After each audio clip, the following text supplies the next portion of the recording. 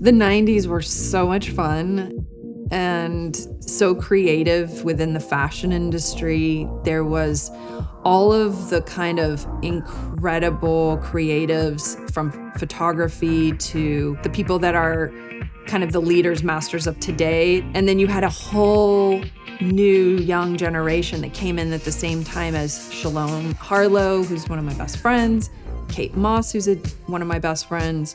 And we became friends with the supermodels, the OGs, and we would go out and they would, they took us under their wings. And then, all these amazing designers, many of them are not alive today, were still alive, like Karl Lagerfeld. Amber, what do you try to project when you're walking down the runway? There were just so many mega powerhouses and so much creativity. And you had all these new designers coming in.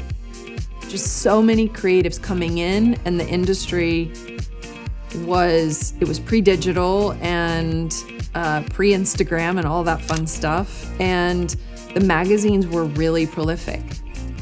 And it was just a very, very creative time in fashion. And then personally, my career was huge. One of the most sought after supermodels in the world. Please welcome the lovely Amber Valletta.